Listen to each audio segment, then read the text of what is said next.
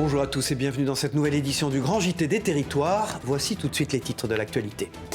Au sommaire, pour faciliter l'accès des chasseurs aux munitions, notamment en zone rurale, certains bureaux de tabac seront autorisés à vendre des munitions. Une décision du ministère de l'Intérieur qui laisse les armuriers sceptiques, comme l'a constaté Vosges Télévisions dans un instant. À l'approche des fêtes, celles du Périgord sont les plus connues. Mais à Troyes, le marché aux truffes propose une production locale issue de Bourgogne et de la Meuse. En son temps, ce sont ces truffes qui avaient les honneurs de la table des rois de France. Canal 32 nous fera découvrir ce champignon magique au goût de noisette. Au Mans, le Passage vient d'ouvrir ses portes et ses cuisines, un lieu où les personnes qui souffrent d'isolement social peuvent venir préparer un repas. Une équipe de LMTV Sarthe a partagé ce moment de convivialité autour d'une table à l'approche de Noël. Et puis notre partenaire TL7 dans la Loire nous emmènera à la découverte de la crèche de Nadine, passionnée de Santon depuis de nombreuses années, une tradition familiale que cette mère de famille perpétue avec ses enfants sur plus de 10 mètres carrés installés au milieu du salon. À partir du 1er janvier, il sera possible d'acheter des cartouches dans les bureaux de tabac. Pas seulement des cartouches de cigarettes, mais bien des munitions pour les fusils de chasse. Une annonce faite récemment par le ministère de l'Intérieur pour faciliter l'accès des chasseurs aux munitions, notamment dans les zones rurales. Vous allez le voir, une décision qui n'enchante pas les armuriers, comme l'a constaté notre partenaire Vosges Télévisions sur place. La nouvelle a pu en désarmer plus d'un, car c'est vrai qu'on pouvait déjà y acheter des cartouches de cigarettes. On devrait dès le 1er janvier prochain s'y procurer des cartouches pour la chasse. Annonce faite récemment par le ministère de l'Intérieur pour faciliter l'accès des chasseurs aux munitions, notamment en zone rurale, mais pas seulement, et sous certaines conditions.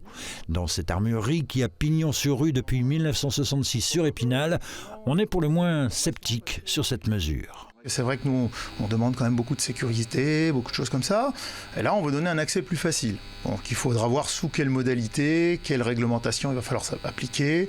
On n'a encore pas les points précis. Ça va faire un plus dans notre diversification qui est déjà importante, puisque nous réalisons beaucoup d'activités annexes à la vente du tabac, notamment le compte nickel, les relais colis, la presse, la confiserie, le paiement de proximité. Nous sommes devenus des commerces d'utilité locale. Ils sont 153 buralistes dans les Vosges, dont 30% exercent dans des communes de moins de 3500 habitants. Une mesure qui nécessitera un certain nombre de conditions. Il y aura un encadrement très strict à cette vente et qu'il y aura aussi une formation à réaliser sur 2 jours de temps. Et après, ce sera soumis à l'appréciation du préfet du département. Les professions concernées attendent pour l'heure davantage de précisions sur la mise en œuvre de cette mesure, qui concernerait donc les munitions de catégorie C et D, réservées à la chasse, et imagine notre armurier spinalien au tir sportif. Sans aucune transition, je vous propose de nous rendre à Grenoble. En quelques années, la capitale des Alpes est devenue l'une des capitales françaises du vélo. En 2022, Grenoble était d'ailleurs désignée première ville cyclable de France pour les trajets domicile-travail.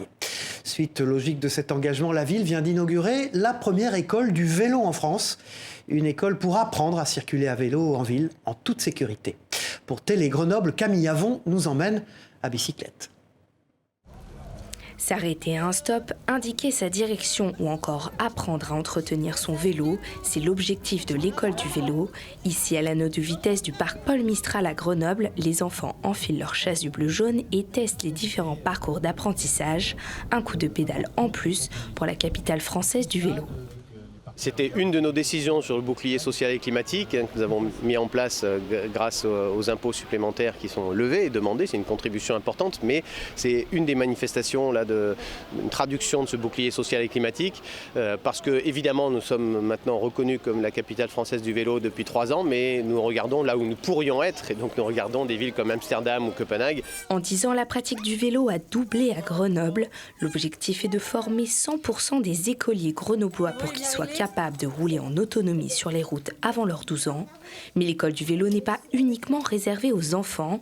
Elle s'adresse aussi aux adultes qui voudraient se remettre en selle ou alors à ceux qui veulent apprendre à en faire. Nous avons constaté qu'une forte demande, notamment des personnes, des femmes issues de quartiers qui voudraient apprendre à faire du vélo pour pouvoir partir avec leurs enfants dans différents lieux et pouvoir faire des sorties avec eux. Pour promouvoir cette pratique, Nathalie Baillon, professionnelle dans la course de vélo longue distance, et Aurélien Fontenoy, champion du monde de trial, un sport de franchissement d'obstacles, de toutes sortes d'obstacles, sont les ambassadeurs de l'école, un rôle qui leur tient à cœur. J'étais très honorée d'être choisie pour ce rôle.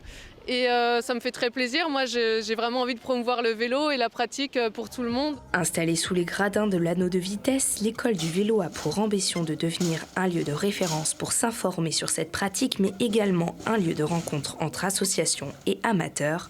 Le coût du fonctionnement de cette école devrait s'élever à près de 300 000 € par an. Je vous le disais dans les titres de ce journal télévisé, son parfum est plus intense que celui de sa cousine du Périgord.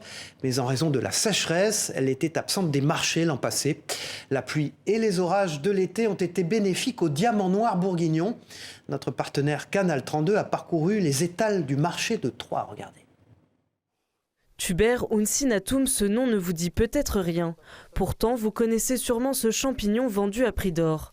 La truffe de Bourgogne, aussi appelée truffe d'automne, est un produit de luxe, cultivé dans le sud de la France, mais aussi dans l'Aube, comme ici, du côté de Brajologne-Beauvoir. Allez, viens vite.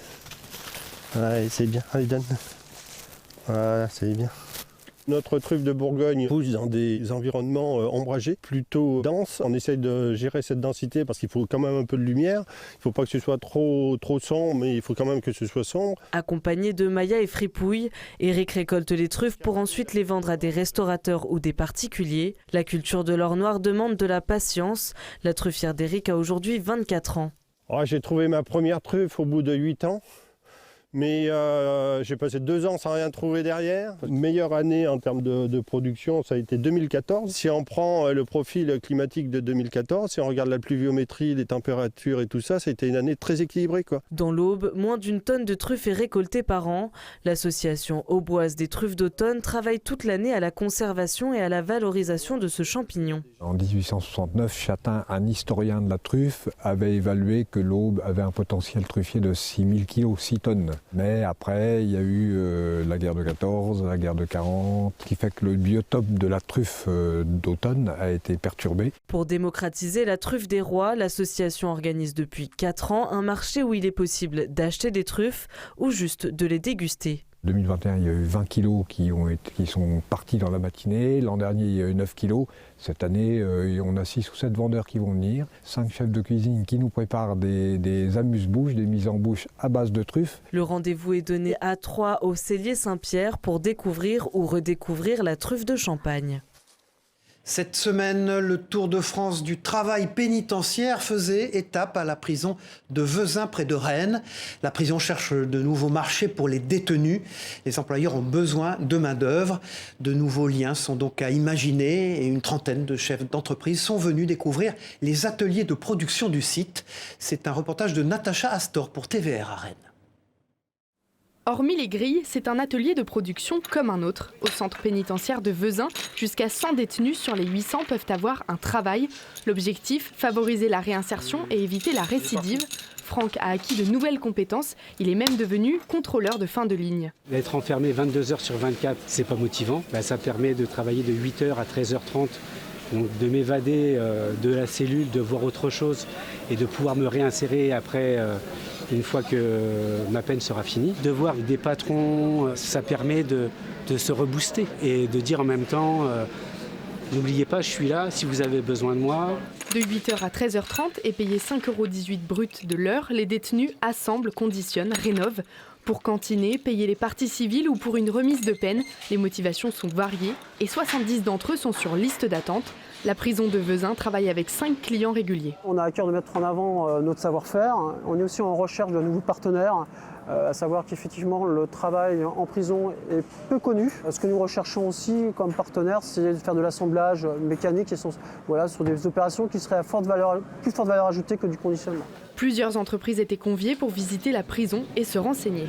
On se rend compte que finalement beaucoup plus de choses sont réalisables que ce qu'on pensait. Que le ministère est aussi prêt à accompagner les entreprises dans l'installation d'ateliers. En effet, le ministère de la Justice a lancé cette année le Tour de France du travail pénitentiaire, avec pour objectif d'atteindre les 50% de détenus en contrat contre 31% actuellement. Face au vieillissement de la population, de nouvelles initiatives voient le jour afin d'entretenir la mobilité des personnes âgées. De nouvelles structures qui s'apparentent à des aires de jeux pour enfants se développent dans le sud de la France. Olivier Michel pour Via Occitanie a testé celle installée à Alès dans le Gard. La structure a tout d'une aire de jeux pour enfants à laquelle il ne manquerait que le toboggan. En réalité, il s'agit là d'un parcours santé pour seniors. Et c'est bien, ça fait un petit exercice en plus de notre gymnastique. Au début, je croyais que c'était pour les gamins parce que vu la hauteur, tout ça.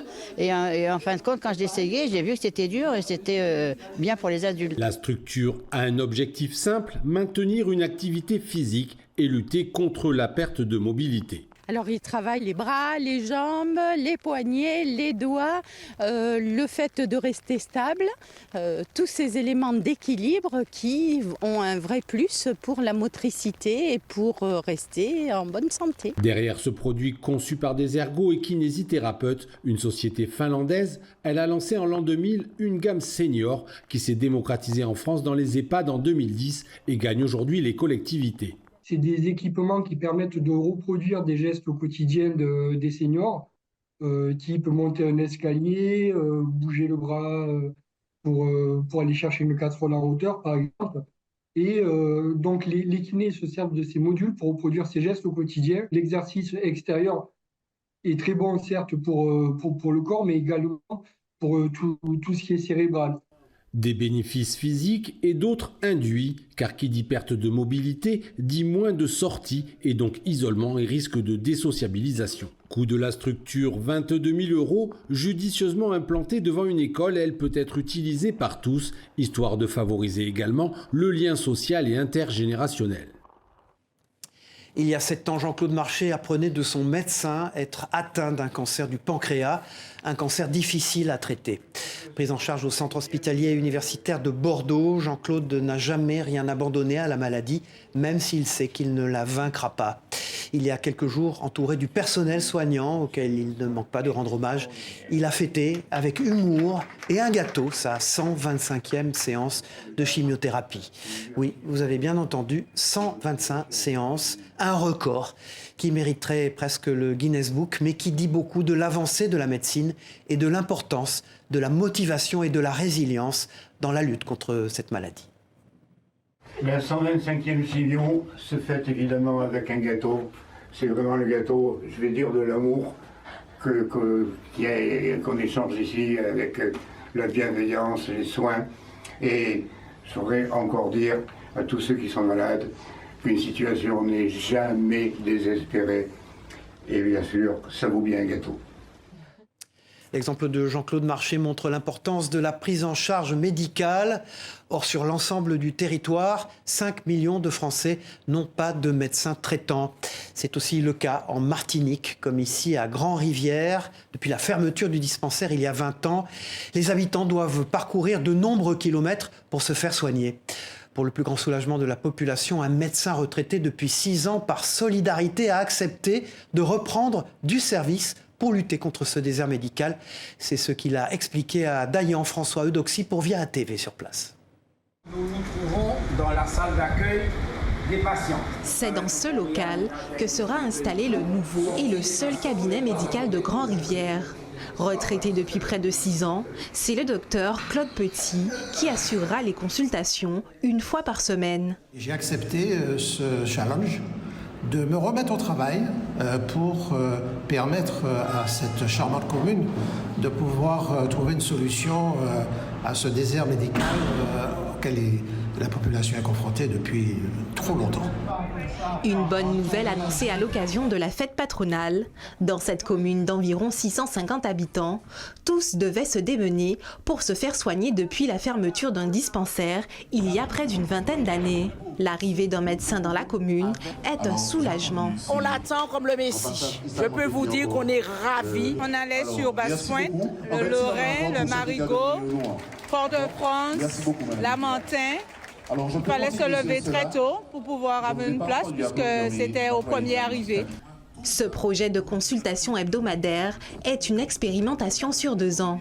En plus de limiter les déserts médicaux dans la commune, l'objectif est aussi de convaincre les jeunes médecins de venir exercer dans la commune. Financé à hauteur de 26 000 € de coûts d'entrée par l'ARS pour les équipements, d'autres projets mûrissent pour pallier le manque de structures médicales dans le Nord. On travaille en ce moment même avec le centre hospitalier Lorrain-Basse-Pointe pour essayer de positionner dans ce centre hospitalier une offre de petites urgences qui fait l'interface entre la médecine libérale et l'urgence.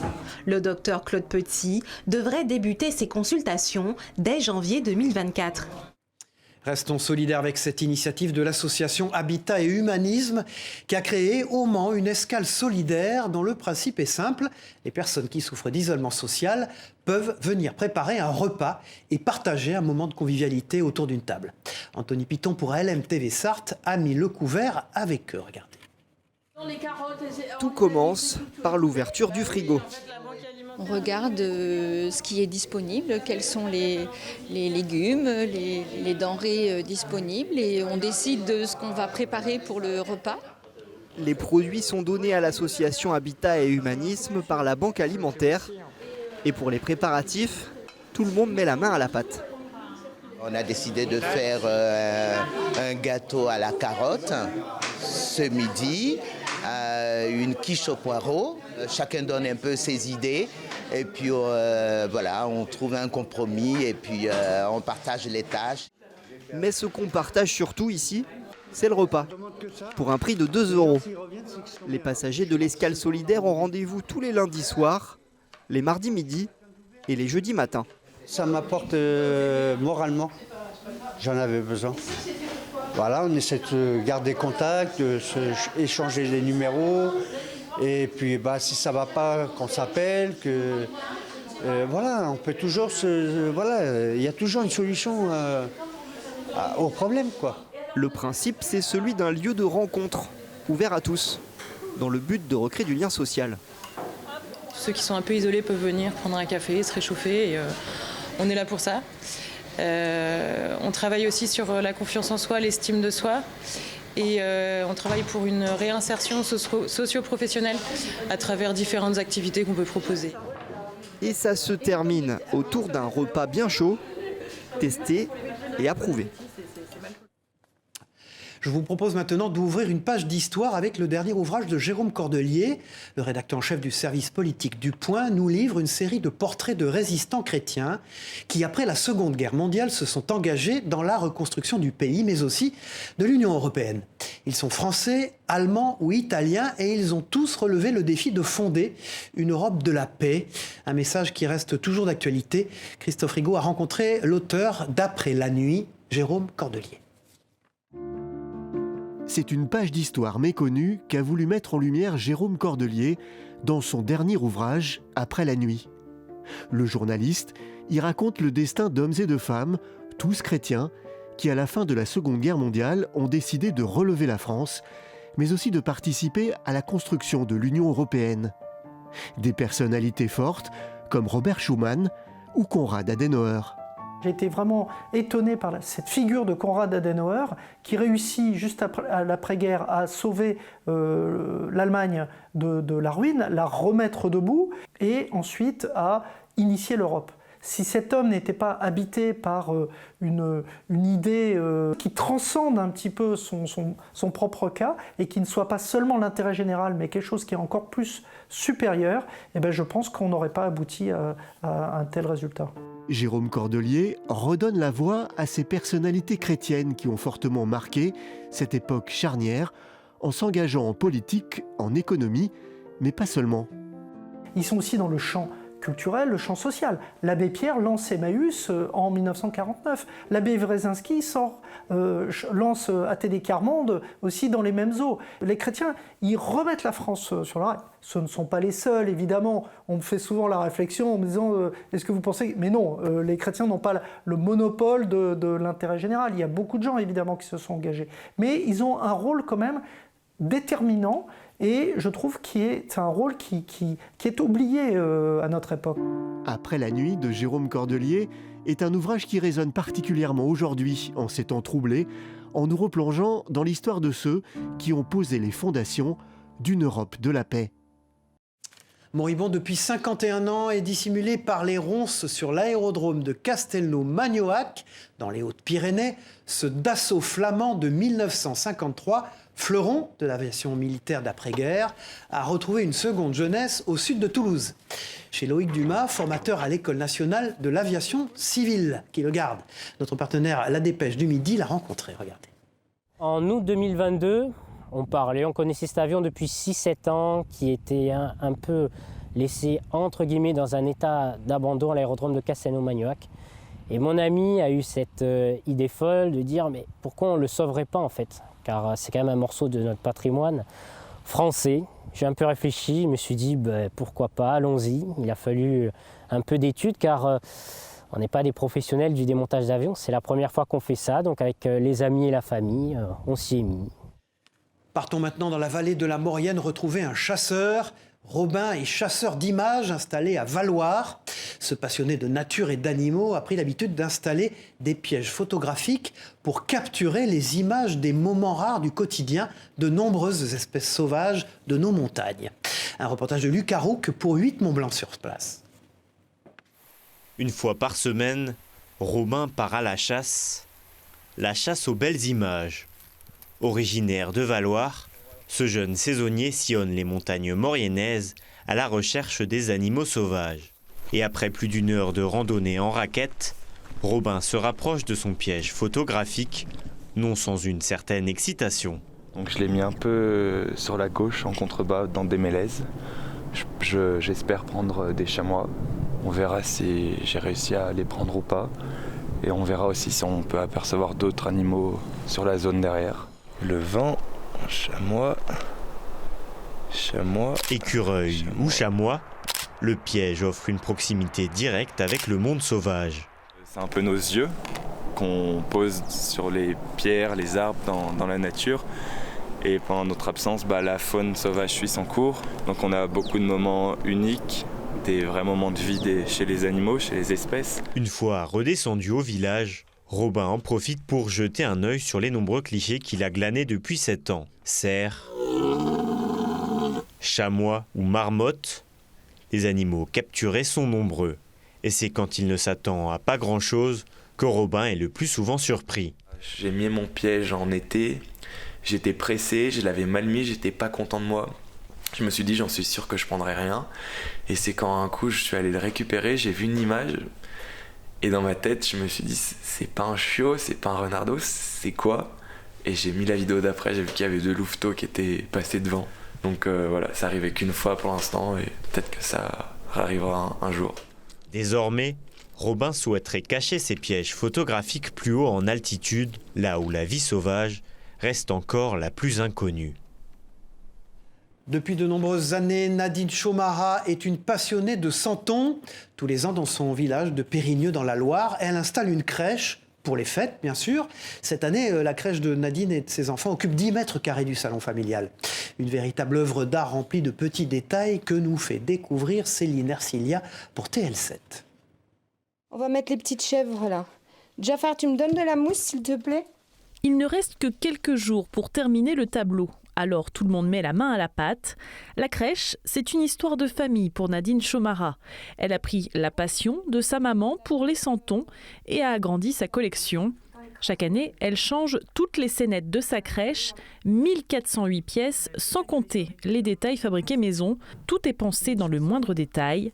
Elle aime observer la nature et reproduire ce qu'elle voit. Ça a été un défi un peu de mettre l'eau, vraiment l'eau cette année. Parce qu'on n'arrêtait pas de me dire « Et alors, elle court pas, l'eau, elle court pas ». Donc pour l'instant, on a fait le fleuve, j'allais dire, l'eau qui descend de la montagne.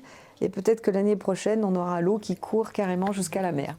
La crèche est réalisée dans un esprit traditionnel. Le côté religieux y est aussi présent.